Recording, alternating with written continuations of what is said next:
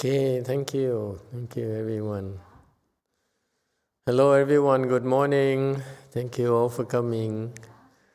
How are you today? I think we're back to more or less back to normal, isn't it? Aren't we? No more restrictions? Yes? Can she have the blanket? Sure, why not? Whatever makes you happy. Life is too short.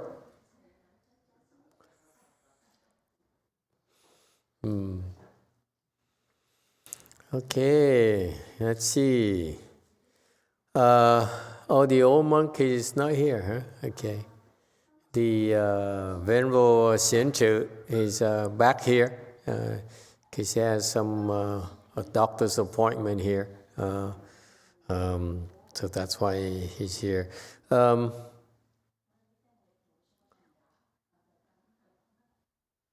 Anyone has any questions at all?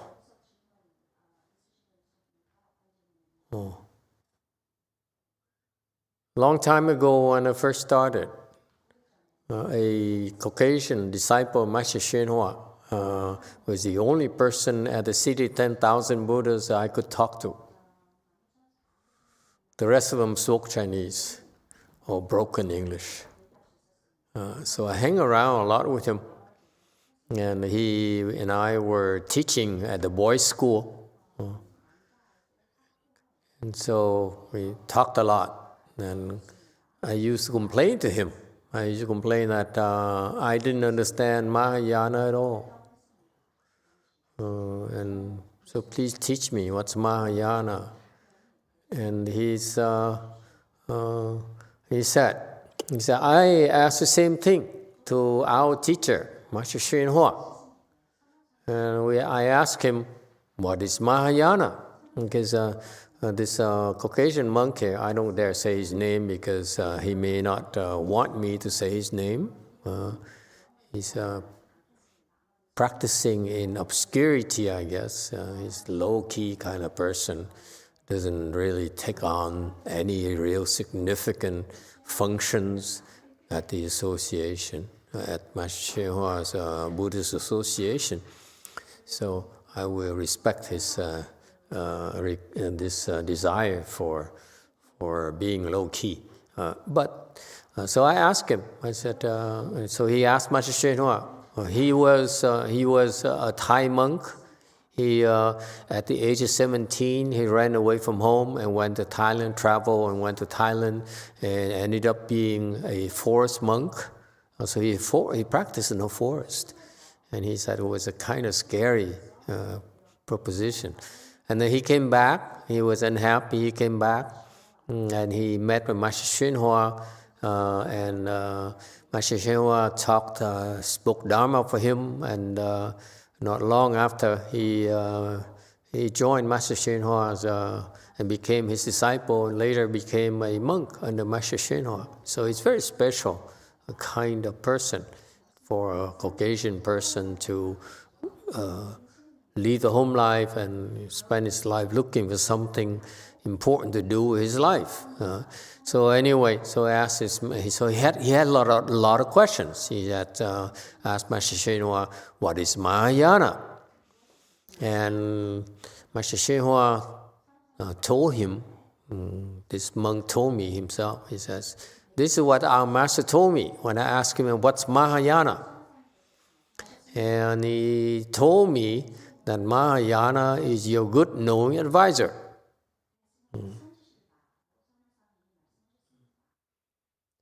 So that's his explanation of Mahayana to me. And I said, I didn't understand what it meant, but now if he were to tell me that, I would say, that doesn't help me. How does it help me? Knowing that Mahayana, if it's true, that it's your good no advisor, what you're telling me doesn't help me at all. I don't have any good advisor, good no advisor. He's dead already. What am I going to do? Okay, but that's his Master Xuanhua's teaching. So in that vein, when you see, we all so fortunate that we have this Mahayana teaching of Master Xuanhua. He was Mahayana. He left behind a treasure trove of Mahayana teachings that is so profound that even people in my generation still don't get it, don't understand. In particular, he's very strong in tantric dharmas. He's a specialist in tantric dharmas from what I heard. So his tantra's knowledge and skills are out of this world. He's so advanced, way beyond any of us, his disciples. Seriously. Okay. So he specialized in tantras, but he also stressed teaching Chan in order to train his disciples. And unfortunately, he didn't teach much about Pureland. So his Pureland is unfinished in a way. So yes, 9. You have one of his disciples here, number 9, here today. Mô Phật và Thầy, mới này Thầy nói là cái người da trắng hỏi như vậy đó, là cái nói là cái thiện cái gì, cái đại thừa là cái gì? Thầy nói cái câu đó quá là hay. Thầy nói là không có cái gì, nghe không có hay ho gì ở trên. Giống quả ngăn nghe Thầy rất là hay, là cái đại thừa là cái thiện tri thức của chúng ta. Mô Phật, cái câu đó mình nghe rất là hay, khai thị cái câu này, chứ không thôi cũng mình đi đâu tìm. Bởi vì Thầy là một người thiện tri thức, lãnh được cái đại thừa của Ngài Hòa Thượng Tiên Quả. So when you think about it, translation. Master, when you talk about the story of the white monk, and then you said that asking the question, what is Mahayana, and then the way you told the story, the answer is excellent. It's very, very good. And then I know that you are the good knowing advisor. Now you take on Master Xuanhua Mahayana. So could you please elaborate more on Mahayana is your good knowing advisor? Yes. It's when you think about it, then what are the implications? If you want to study Mahayana, you want to learn Mahayana, do you go to look at the books to learn Mahayana? Do you go to universities to get a degree in Mahayana? What do? So the question of Master Xuanhua, the answer Master Xuanhua gave that monk is very, very telling. He says, if you want to learn, you can deduce from his answer that if you want to learn Mahayana, what do? It's not in the books. It is in your good knowing advisor. It's the good knowing advisor's responsibility to teach you Mahayana. That's his answer. Does it make sense to you? It's not in the books. If you read the books, this is what happens. The Mahayana is so profound. As I said, I couldn't understand. I still don't understand it. Okay? And therefore, if you read the books, how much can you understand? It's up to the good new advisor to find a way to help you understand Mahayana. Otherwise, you can't get it. There's no way for you to get it. Okay, and that's what he said. And it's unfortunately that monk didn't quite explain it to me, but that's how I understand it nowadays. I said, if there's a responsibility along the line of his disciple just sat here, it is the good no advisor's responsibility to teach you Mahayana. Is the flip side of it. From the other side, okay, is that when the student who wants to learn Mahayana, where does he or she look? Okay, it's not going to be in the books. It's not going to be in the temples. It's in a person. Okay, and that person is actually a monk or a nun. Okay, let's be clear about it. A good no advisor, okay, in Buddhism, who is responsible for teaching the Dharma, the Buddha Dharma, is a monk or a nun. You're a nun if you're enlightened, a monk, okay, and so forth. We have high standards for our nuns. I don't care what you say. I expect my nuns to be enlightened. And then they can teach Mahayana, for why you care. But for monks, our standards are much lower. They can teach Mahayana. They don't need to be enlightened.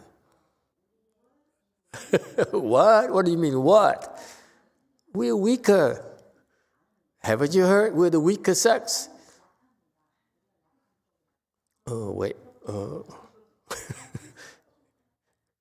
Sounds a bit off. But anyway, the point here is that the student who wants to learn Mahayana, let's say Mahayana, part of Mahayana is Mahayana Pureland, okay, if you will.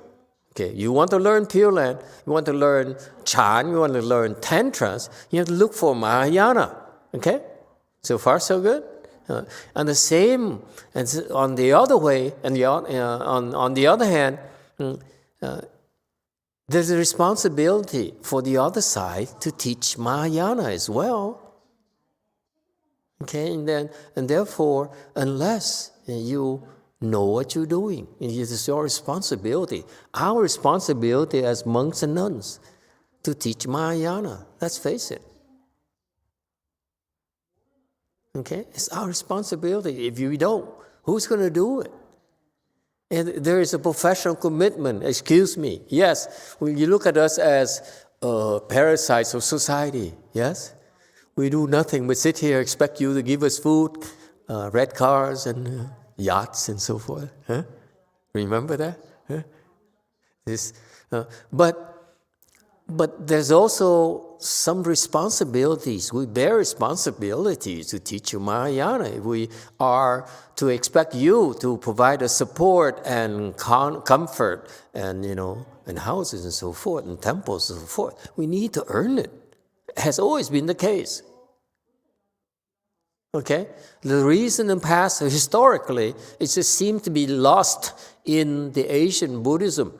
But you look historically, you look at Buddhism, it's always the case that the Buddha taught his disciples and they all became arhats and enlightened and so forth.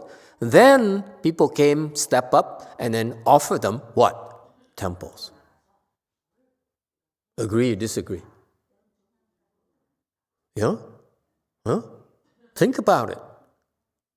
So they earned it themselves, not like they sat there and said, hey, give me a temple for me to cultivate. No, they cultivated under the trees. They cultivated, in very tough conditions, not support, very minimal support, to the point where they had to go everywhere every day to seek food so that they could eat and they could meditate.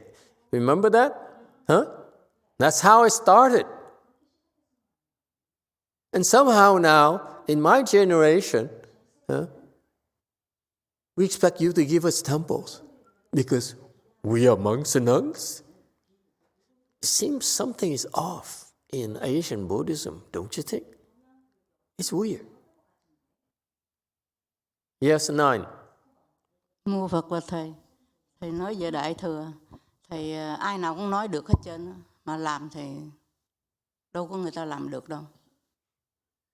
Người ta Đại Thừa, Tiểu Thừa, người ta cũng nói, ai nào nói cũng là Đại Thừa, Tiểu Thừa, người ta nói. Mà thật ra đó có nhiều người làm không có được.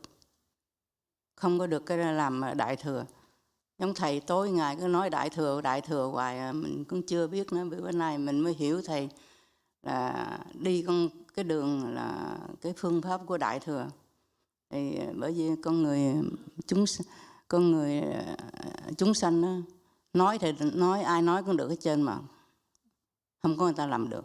Chính là cái đệ tử của ngài Hòa Thượng Tiên Quá sau Quảng Ngân cũng thấy cũng nhiều, đâu có ai làm được đâu. Bởi vì Thầy nói cái Đại Thừa bữa nay mình mới bật ngửa ra. Một cái Đại Thừa mới bật ngửa ra.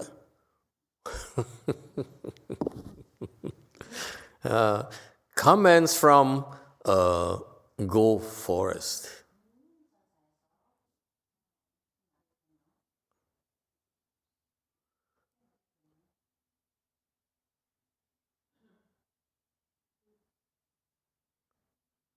Okay, well, Sangwook Sunim, who's from Korea, is trying to figure it out, how to produce sound in Go Forest. Is it working, the sound system? Yeah, we can hear you.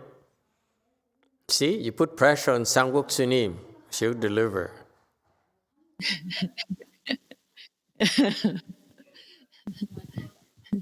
A Di Đà Phật, kính thưa thầy, con xin tiếp lời chị Quả Ngân là sau bao nhiêu năm tu học mà đa phần là trên lý thuyết và trên hình thức, thì bây giờ cái quan niệm của con về thiện tri thức là người trực tiếp và đúng lúc giúp cho mình phá được ngã chấp và pháp chấp.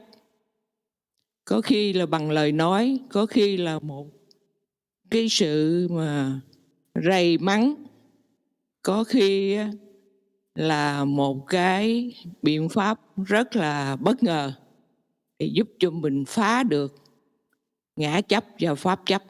Còn kinh sách hay là lý thuyết là chúng ta đọc nó mênh mang mà rất là thuộc về vọng tưởng nhiều hơn, cho nên cần thiện tri thức để trực tiếp giúp đỡ. A Di Đà Phật.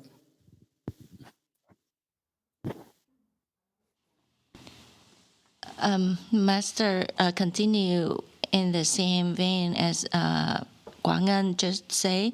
So after so many years of practicing and learning, and I noticed that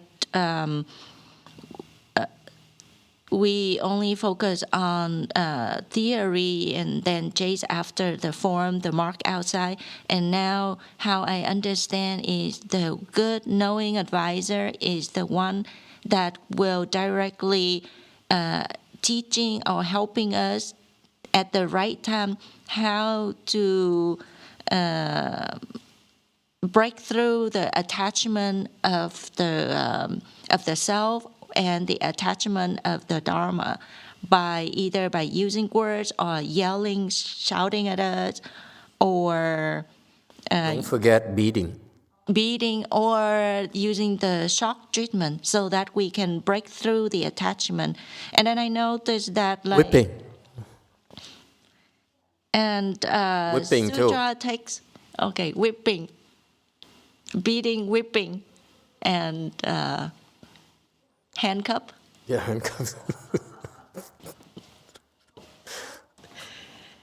I think.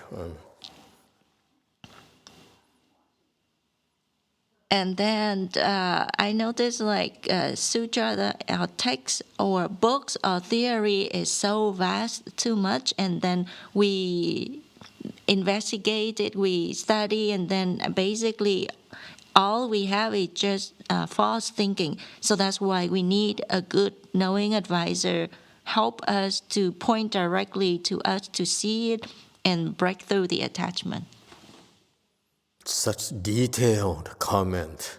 It's too much pressure. You talk in a way that's that detailed, okay? That means put so much pressure on the monks and nuns. Think about it.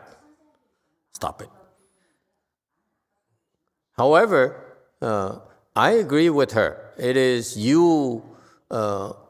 true that for many people who are interested in cultivating Buddhism and so forth, is a good, wonderful thing. They should be encouraged. However, what Master YongHua brought to our country is a higher level of Buddhism that he transmitted to us. So it's up to us now to carry on that tradition. It's our responsibility. And I'm very proud to tell you, in-house, we have an old monk, that that he likes Chan, huh?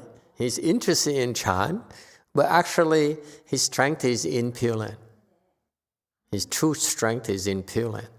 So, and he's in a position, Master Xian Chu, the old monk here, is in position to teach us about Pureland. Okay, so maybe, what do you think, Master Xian Chu?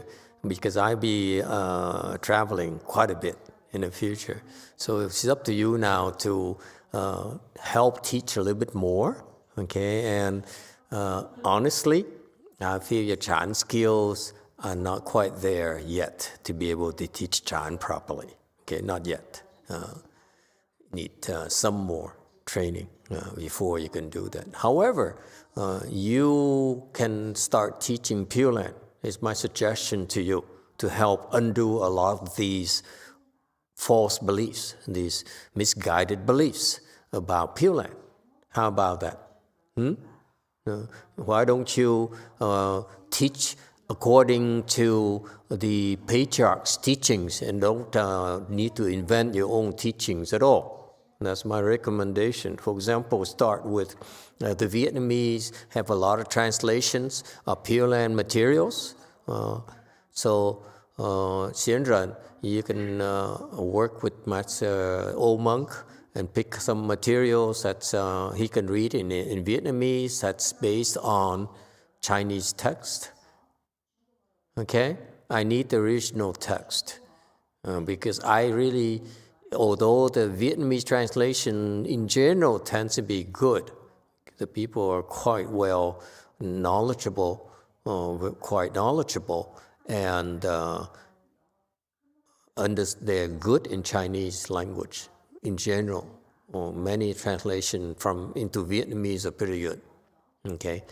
However, I prefer to look at the Chinese text in case we have questions for reference. Okay, so I need, when you folks, your generation talks about the Dharma, as long as I'm alive, I would like to see you base your talk on the Chinese text. Okay, so that I can verify for you. We can all learn from it together. All right? So for example, there are some texts from Master Yin Wang. He's a 13th Pureland patriarch. It's a very extensive set of books I have in Chinese. I'm sure it's now available online and have some translations. And maybe you get some materials like that and bring them up and discuss them. What do you think? Let's learn from real stuff instead of talking nonsense. 7. A Di Đà Phật, con cảm ơn thầy đã dạy dỗ con về thiền tịnh và mật. Thì bây giờ như thầy nói thì mình đi tịnh trước. Thì cũng như đa số mọi người là tu tịnh độ là họ tu theo lòng tin chứ họ không có hiểu, không có chính, không có cái bằng chứng nào hết. Thì chính con cũng vậy, trước đây rất nghi, biết niệm Phật như vậy mà có hay không. Thì một số Việt Nam bây giờ người ta nghĩ là cái tịnh độ là Kinh Di Đà là do người Tàu làm ra. Stop. Let her translate. Poor Xian Ren is writing like crazy. You talk too long, she's gonna panic. She won't. Cô dịch đây. Thank you, Master, for teaching me about Chan and Pureland and Tantric. And yes, so I will follow your instruction, like first of all, to start to focus on Pureland. And what I noticed is a lot of people nowadays, when they practice Pureland Dharma, is only based on the faith, but they don't have any evidence to verify. So that's why, myself, when I first practiced, I do have a lot of doubt. And then I was wondering,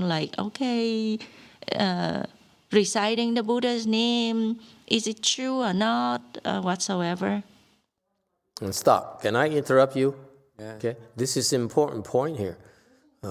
Let me remind you that you have the proof that the Pureland Dharma door, I mean, for me, as far as I'm concerned, the Pureland Dharma door is for real, because I learned it from Master YongHua.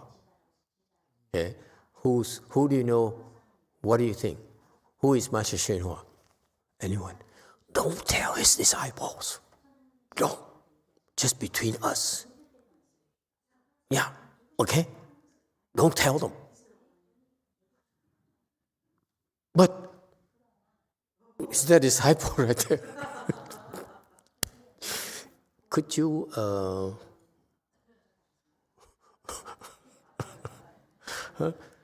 who's Master YongHua? Can I tell you? Would you like to know? Master YongHua, okay, is Amitabha's disciple. Does it make sense now? He's Amitabha's disciple. He was sent here to start the Pureland Dharma door.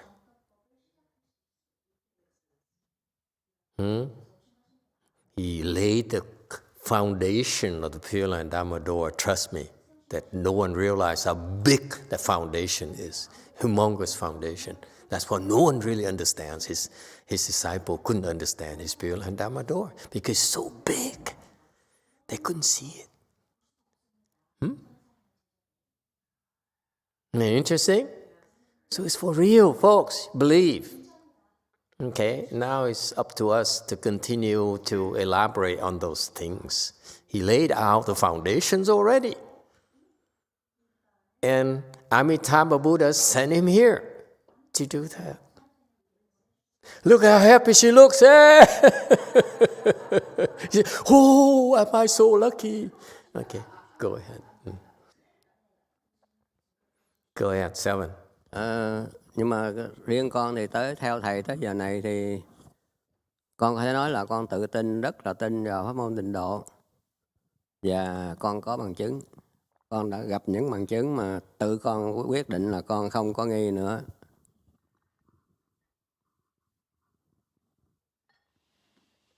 I've been following Master teaching, and then you teach me about Pure Land, and through my practice and my personal experience, I now can have faith and have confidence, no longer have any doubt that I have confidence about the Pure Land Dharma. Thì vì cái nghi đó nên con tìm hiểu hơn 40 năm rồi. Tịnh độ, thiền, mật, rồi này kia đủ thứ mà tới giờ phút này con rất là tự tin, con có những cái bằng chứng tự con biết. Và pháp môn tịnh độ rất là thật và rất là vĩ đại, giúp cho mình rất là nhiều. Bằng chứng là hồi đầu tiên không biết gì hết, con chỉ niệm Phật mỗi đêm 10 tiếng thôi, 10 lần thôi, 10 Nam Mô về Phật thôi. Thì 3 tháng sau con gặp Phật Di Đà, cũng còn nghi. Rồi khi mà tiếp tục như vậy, con tìm hiểu rất là nhiều kinh sách. Rồi các tổ, chẳng hạn như tổ thứ 6 của Tịnh Độ Tông mình đó, Ngài đã đắc thiền rồi, Ngài bắt thăm cũng 6 lần biểu phải tu A-di-đà Phật, niệm danh hiệu. Thì một ngày Ngài niệm là 100.000 tiếng Nam Mô Di Đà Phật, tức là 1.608 đó. Tổ rồi, đắc thiền rồi. Là như vậy mà sao tổ mất rồi thì người ta biết Ngài là A-di-đà Phật tái hóa sanh, tổ Duyên Thọ.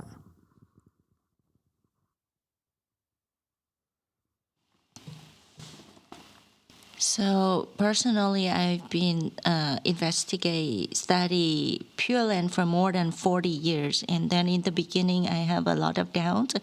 And so I start out by first reciting only 10 times of Amitabha Buddha's name every night.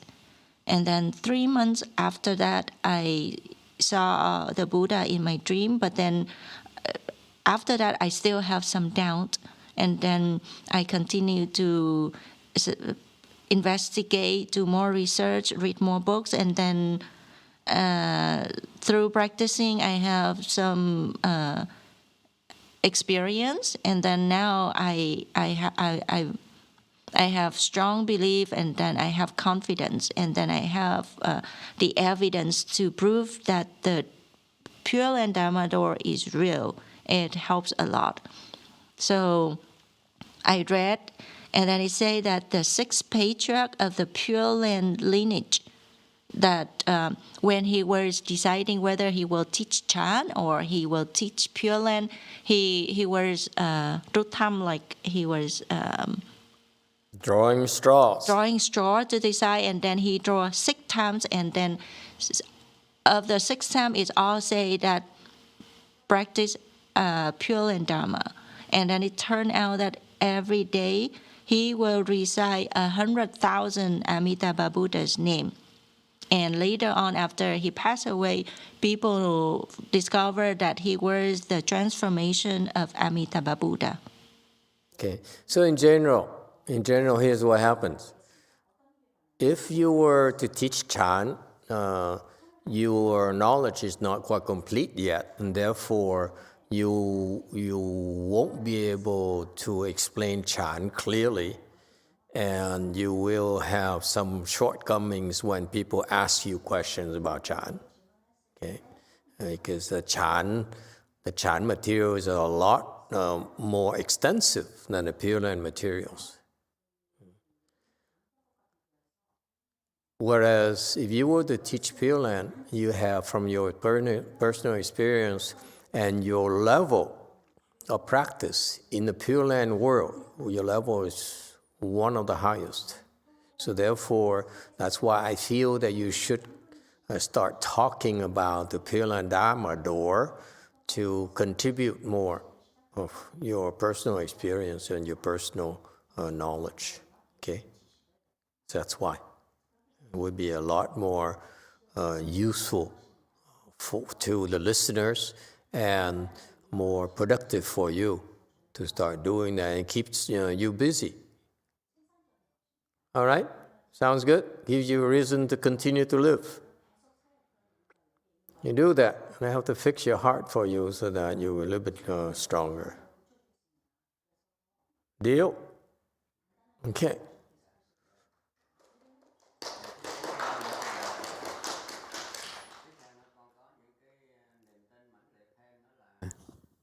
Cái kinh Di Đà mình đọc mình thấy rất là mông lung, không có ai có bằng chứng nào hết.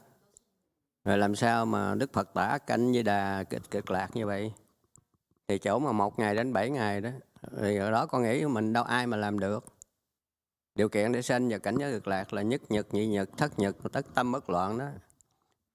Thì tình cờ con nó lọt vào được 3 ngày lúc mà đang kinh hành ở năm 2008, một cái Phật thất ở Sacramento. Thì rõ ràng là cái lời Phật nói mình đã trải qua, mình thấy được, chứ không phải là sách vở mà nói mông lung. Từ đó con càng cái niềm tin càng mãnh liệt thêm. Và tới giờ này con tin là con làm được. Và một cái mới nhất đây khoảng thứ 6 tuần rồi 4 tây tháng 3 này, khi mà khai trương cái đập phá cái chánh điện của cái chùa Pháp Tạng trên San Francisco đó, làm sao khoảng hơn 2 tiếng đồng hồ thì thợ tới thì ngồi đứng 5 người đứng bàn chuyện. Thì một cái ngôi xá lợi màu trà sinh ra trước mặt 5 người. Con là người thấy đầu tiên. Buổi sáng khoảng giờ này nè. Thì từ đó con cảm thấy theo dịch tượng là một cái hiện tượng Đức Phật chứng minh và đến để giúp đỡ thầy trò mình, giúp đỡ cái pháp môn tịnh độ. Thì cái niềm tin càng mãnh liệt lên nữa, cho nên không còn cái nghi nào nữa hết. Xin hết.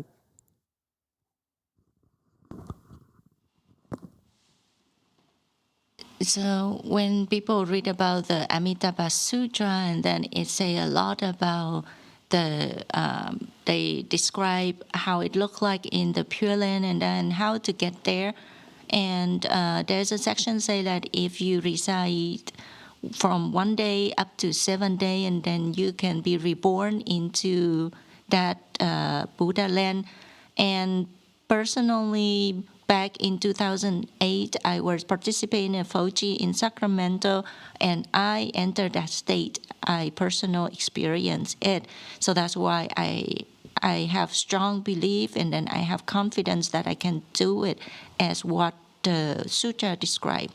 And then the latest experience is last Friday, March the 4th, when we were in San Francisco at the new temple in the Buddha Hall.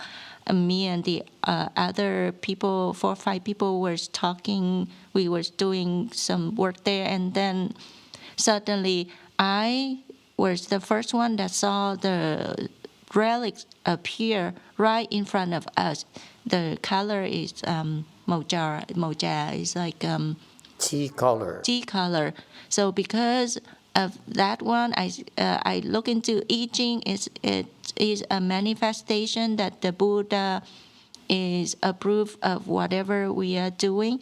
So now I have no more doubt. Who was there that day with you?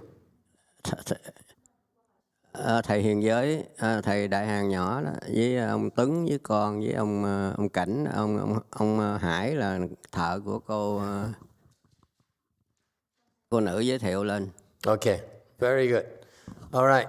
Any final question? Oh, there's a comment over here, and then we have to stop because we need to do a transference for Ukraine. Yes, you have a question? No? Okay, very good. So get the materials, and we can talk about it. I will help you choose which materials that you can talk about. Okay? It'll be good.